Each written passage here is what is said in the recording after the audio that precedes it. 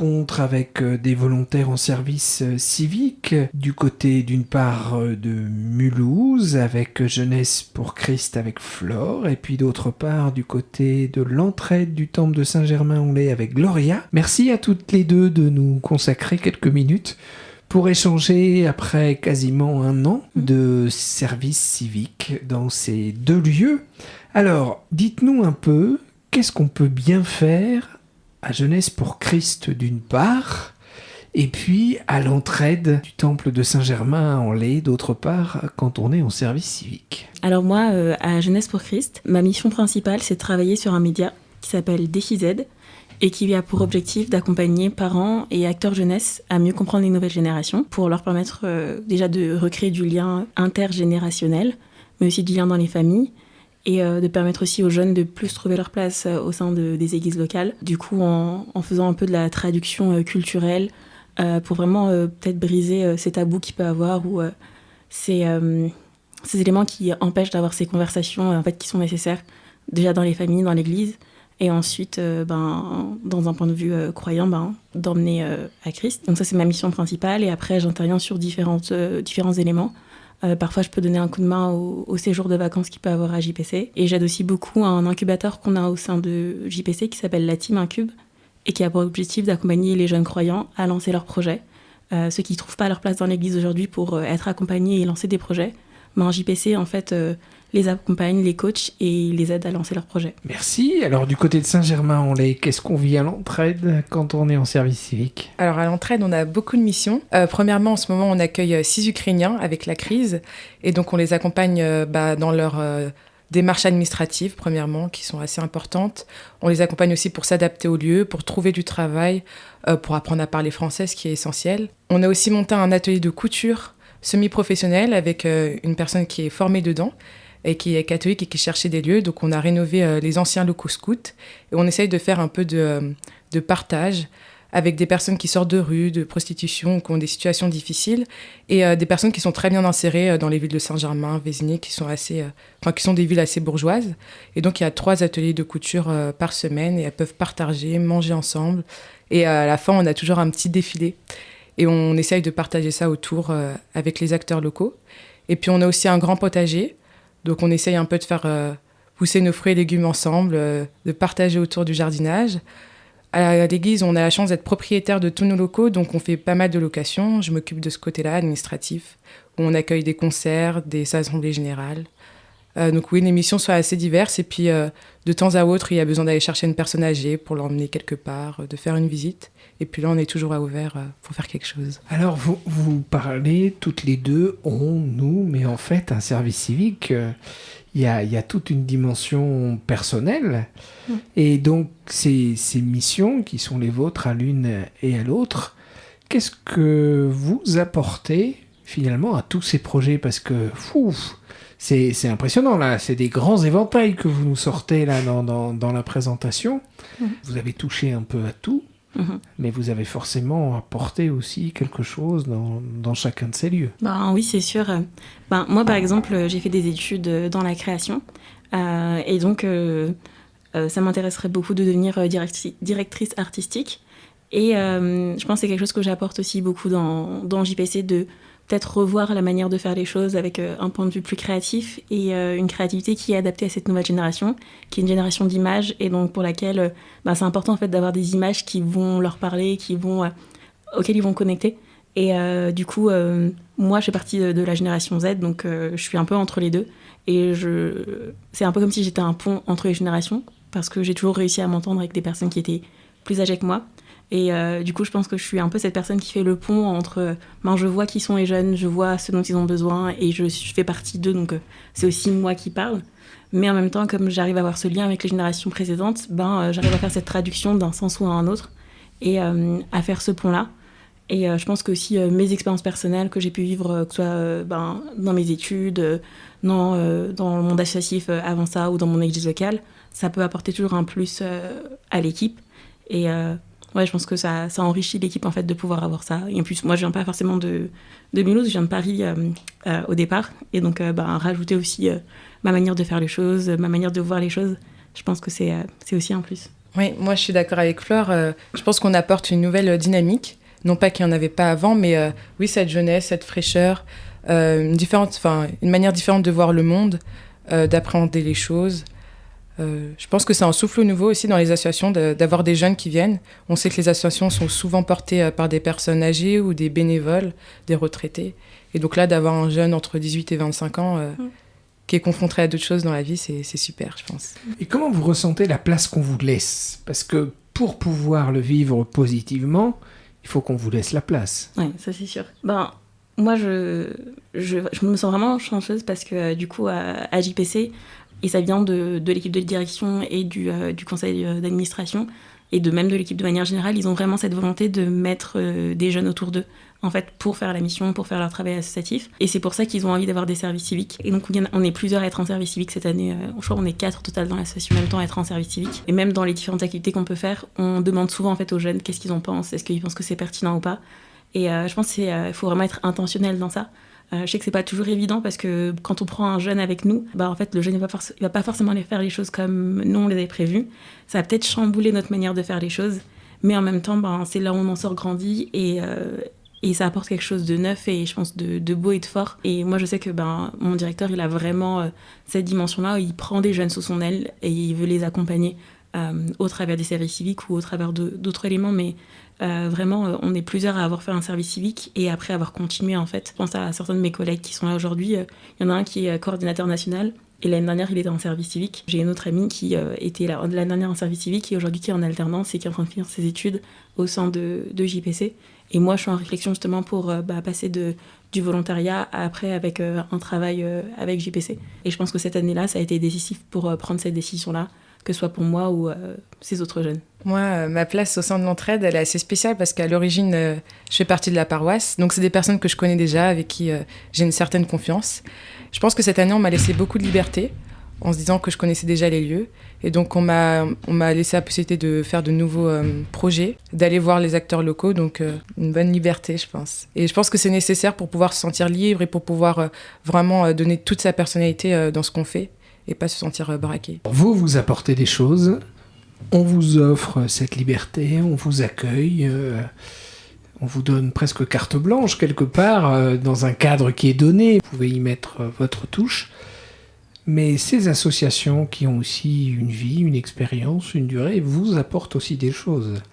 Est-ce que vous pouvez un peu pointer, là, au bout de quelques mois, à cette fin de mission, des apports que vous avez eus durant cette année? Moi, j'ai envie de dire, c'est l'accompagnement que j'ai pu avoir de ma tutrice au sein de l'association qui a vraiment pris soin de moi, qui a pris du temps. En fait, tous les semaines, on avait un temps, on faisait un point de là où j'en étais, dans mes missions, mais aussi là où j'en étais personnellement. Parce que pour moi, ça n'a pas été juste un accompagnement sur mes différentes tâches dans la mission, mais ça a aussi été un accompagnement personnel de ce que j'avais envie d'accomplir aussi pendant cette année.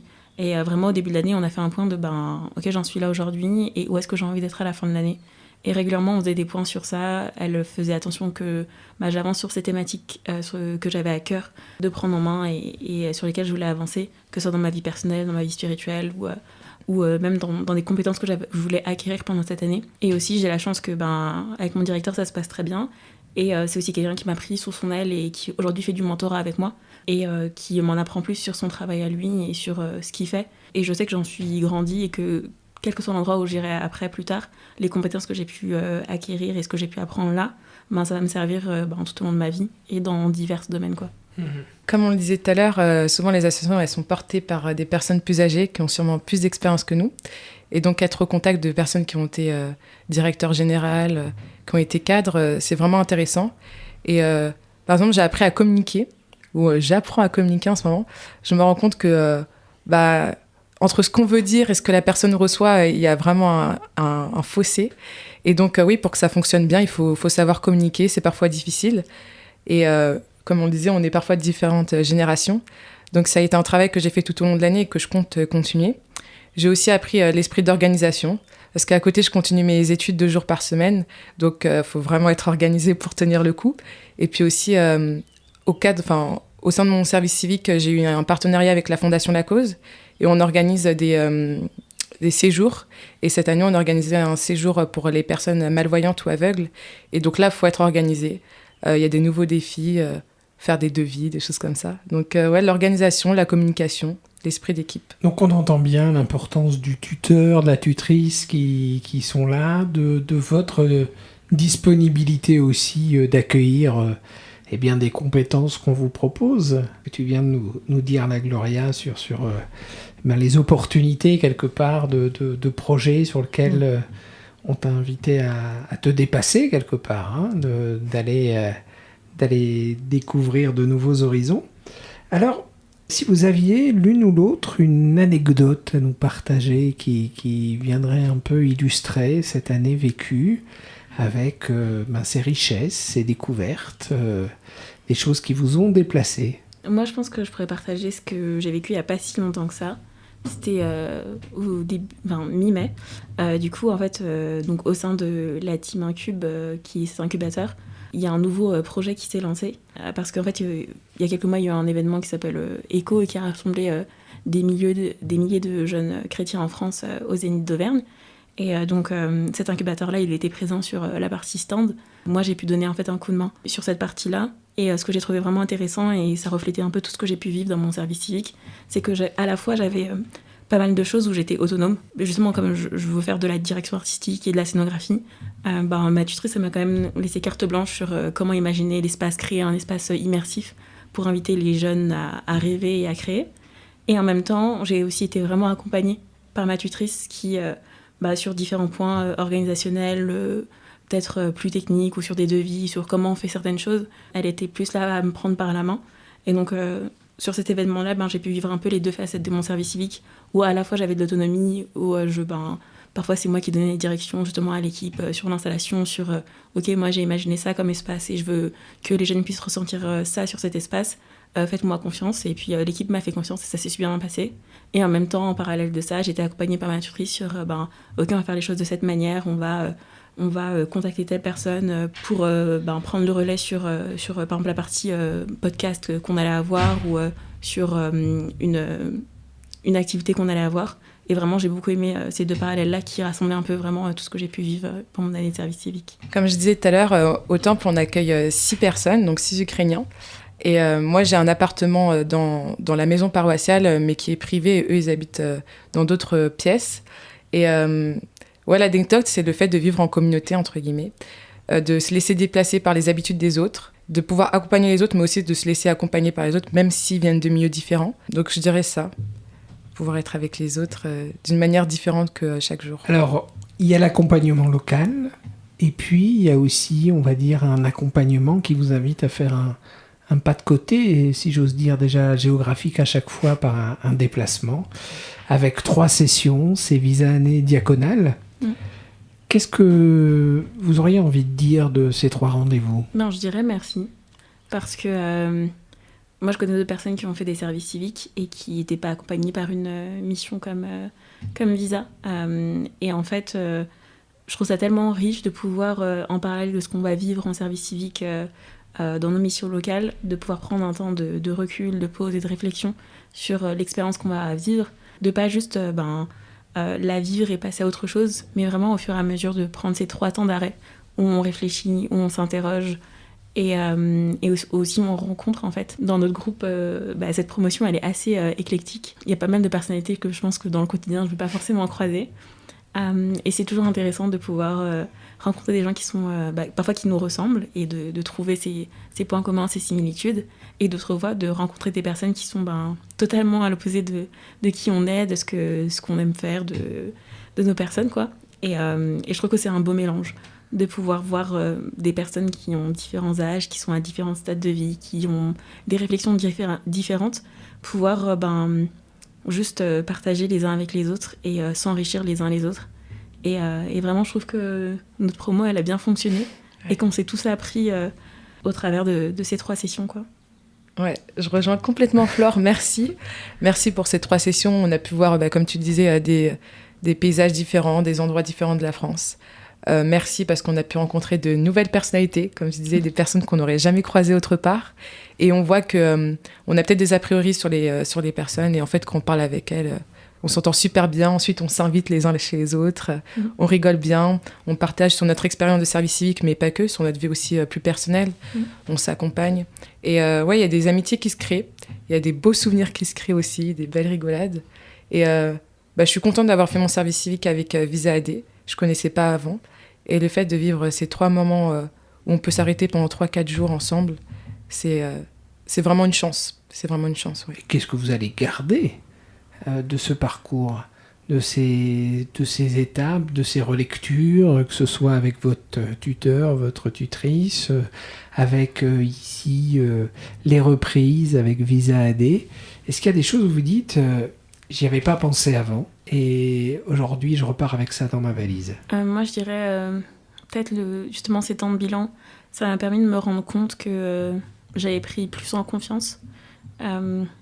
Pas que j'étais quelqu'un qui me manquait forcément de confiance en elle ou quoi, mais en prenant ces temps d'arrêt pendant les sessions visa et en faisant aussi des activités qui nous sortent de notre zone de confiance comme le théâtre ou des choses comme ça qu'on a pu faire, en fait me rendre compte que ces derniers temps ou ces dernières années j'avais pu prendre en confiance en moi, prendre en confiance dans mes compétences et en fait aussi voir que j'étais en capacité de les vivre dans le groupe.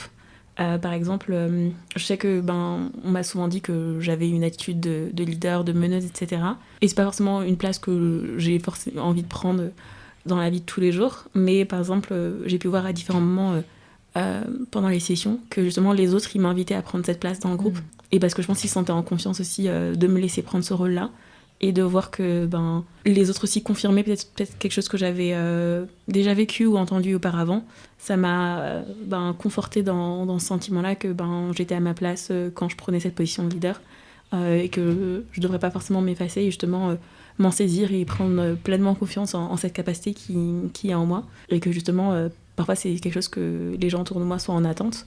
Donc autant aller pleinement dedans. Merci pour ce témoignage, Flore, Gloria. Moi, qu'est-ce que je retiendrai ? Déjà, le partage. Ça peut paraître un peu bateau comme ça, mais vraiment le fait d'avoir partagé avec les autres de Visa, mais aussi au sein du service civique, les opportunités qui nous ont été données, de voyager ensemble ou en dehors avec Visa, de représenter Visa lors d'événements différents, de rencontrer des personnalités différentes, comme je disais. Et je pense que vraiment, je vais m'en rappeler dans 40 ans en me disant quelle belle expérience j'ai vécue. Et ça m'a sûrement fait grandir pendant l'année. Peut-être qu'il y a des choses que je ne vois pas encore, mais plus tard, dans 1 ou 2 ans, je me rendrai compte que il y a quelque chose qui a mûri pendant cette année de service civique. Et si demain, en rentrant, vous croisez un jeune qui vous dit « Moi, j'hésite à partir en service civique », qu'est-ce que vous allez lui répondre ? Fonce. Clairement. Ouais, fonce. Choisis bien ton association. Là où tu as un intérêt, il y en a qui aiment bien les animaux, d'autres qui aiment plus le social. Mais oui, foncez, ne pas avoir peur de l'inconnu, se laisser bousculer, être plutôt maniable, et puis profiter à fond. Parce que ça se fait une seule fois dans sa vie, un service civique, donc vraiment profiter à fond. Moi, je dirais que parfois on a peur justement de prendre ce temps de pause et d'arrêt parce qu'on se dit que c'est du temps perdu, qu'on a d'autres choses à faire, etc. Et en fait, je pense que malheureusement, dans notre société, on a tendance à vouloir aller super vite tout le temps et pas prendre le temps de s'arrêter. Et en fait, on a besoin dans la vie de prendre ces temps d'arrêt. Enfin, c'est comme une respiration. Et je pense que surtout cette génération, cette jeunesse, elle a besoin de respirer, de prendre ces temps où elle analyse un peu ce qui se passe autour d'elle et elle explore autre chose. Et elle se laisse pas enfermer dans un carcan.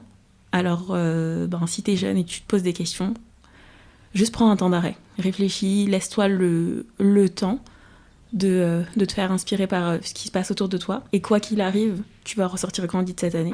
Donc, saisis cette chance qui pourra, j'en suis sûre, t'apporter énormément de choses. De même, vous côtoyez plusieurs associations, on entend dans votre dynamisme et dans ce que vous vivez. Si demain, une association qui n'a pas encore de volontaires en service civique vous interroge, vous questionne, quel message vous allez lui donner aussi ? Moi, je suis passionnée vraiment par les jeunes. Comme vous pouvez l'entendre, je parle beaucoup des jeunes. Et l'intergénérationnel, c'est vraiment quelque chose aussi qui me passionne énormément. Et en fait, on dit souvent que les jeunes, c'est le futur d'une association ou de quelque chose, etc. Mais en fait, pour moi, les jeunes, c'est maintenant. Et c'est maintenant qu'ils doivent saisir leur place. Et en fait, ils ont besoin d'être accompagnés pour prendre leur place. Et du coup, si vous êtes une association, c'est maintenant qu'il faut prendre des jeunes et les prendre par la main pour les accompagner et aussi pour pérenniser vos associations. Parce que c'est pas quand vous serez à la fin, quand vous serez plus âgé, ou quand ce sera le temps de partir pour vous, qu'il faudra se réveiller et se dire ah bah peut-être ce serait pas mal si on avait des jeunes ou des personnes qui viendraient avec nous dans l'asso. En fait, c'est maintenant qu'il faut prendre des jeunes avec vous pour continuer à faire vivre l'association et aussi pour qu'elle puisse continuer à évoluer dans le temps et rester ancrée dans la société dans laquelle elle est pour attirer justement encore les générations à venir à prendre leur place. Et cette génération, elle a besoin qu'on la prenne aussi par la main pour pouvoir prendre sa place. Gloria? Moi, je dirais pareil aux associations de foncer vers le service civique. C'est une belle opportunité d'avoir une nouvelle perspective dans l'association. On sait que souvent les associations, elles fonctionnent toujours pareil. Il n'y a pas forcément de renouveau. Et avoir un jeune qui voit les choses d'une manière différente, qui a envie de s'investir, qui est dynamique, qui a envie de monter de nouveaux projets, c'est une belle opportunité pour eux, mais aussi pour le jeune. Comme tu disais, de pouvoir accompagner un jeune peut-être vers une vocation sociale, peut-être accompagner les animaux, les personnes âgées, des choses comme ça. Donc, oui, vraiment d'accueillir et de se laisser aussi bousculer, parce qu'accueillir un jeune, c'est aussi du travail derrière, d'accompagner un jeune qui ne fait pas comme nous, et qui ne voit pas les mêmes choses que nous. Mais que je pense aussi les associations peuvent en ressortir autant grandis que les jeunes. Merci à toutes les deux de ces interpellations, de ces témoignages. Moi, je retiens pause, je retiens accueil, je retiens fonce. Et puis échange, tuteur, enfin voilà, beaucoup de mots importants dans un service civique, importants dans ce temps de l'accompagnement, dans ce temps de changement, et puis des perles qui ne sont peut-être pas encore totalement découvertes, même en conscience, alors qu'elles sont déjà découvertes. Beau chemin encore à chacune d'entre vous, parce que vous avez déjà ouvert un beau chemin avec cette année de vécu, et on ne doute pas sur cette suite et tout ce que vous allez apporter autour de vous. Bonne continuation. Merci. Merci.